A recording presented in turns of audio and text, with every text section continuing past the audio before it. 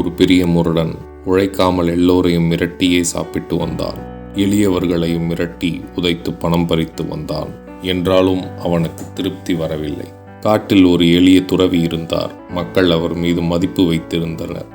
அந்த துறவிக்கு மக்கள் ஏராளமான பொருட்களை காணிக்கையாக தந்தனர். அவைகளை எல்லாம் எளியவர்களுக்கு உடனுக்குடன் கொடுத்து விடுவார். விஷயம் அறிந்த சோமுவிற்கு ஒரு யோசனை தோன்றியது. சோமு துறவியிடமிருந்த பணத்தை மிரட்டி பறிக்க முடிவு செய்தான். அந்த சாமியார் பொன்முட்டையிடும் வாத்து. நமக்கு தேவைப்படும் போதெல்லாம் அவரிடம் மிரட்டி பணம் பறிப்போம் என்று எண்ணியவாறே துறவியின் குடிசையை போய் தட்டினான் சோமு. ஏய் சாமி, சீக்கிரம் கதவை திற. அந்த குரலை கேட்டு சீடன் எச்சரித்தான். மகானே, வந்திருப்பவன் கொடியவன். நாம் கதவை திறக்க வேண்டாம். சற்று நேரம் தட்டிவிட்டு போய்விடுவான் என்றான் சீடன். சீடனின் கருத்து துறவிக்கு சரியாகப்படவில்லை. நான் சொல்கிறேன், போய் கதவை திற என்றார் துறவி. அது என்ன சொல்கிறேன் என்றால் என தயங்கிய சீடனுக்கு துறவி மீண்டும் ஆணையிட சீடன் வேறு வழியில்லாமல் கதவை திறந்தான்.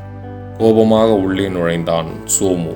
முட்டாள்களே, கதவை திறக்க இவ்வளவு நேரமா என கோபம் கொண்டான் சோமு. உன்னிடம் இருக்கும் பொருட்களை எல்லாம் எடுத்து வை. நான் கேட்கும் போதெல்லாம் கொடுக்க வேண்டும்.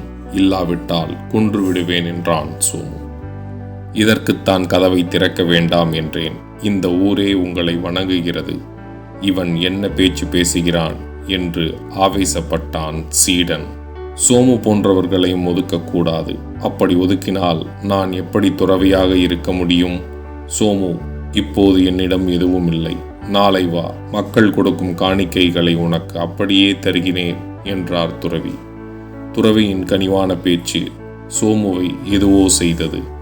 மகானே, நான் வருகிறேன், என்னை மன்னியுங்கள் என்று சொல்லி சோமு புறப்பட்டு போனான். பார்த்தாயா, சோமுவிற்குள்ளும் நல்ல மனிதன் இருக்கிறான் என்று சீடனை பார்த்து சொன்னார் துறவி. புரிந்து கொண்டேன் குருவே என்றான் சீடன். கதையின் நியதி: ஒவ்வொரு மனிதருக்குள்ளும் தூய குணம் இருக்கின்றது.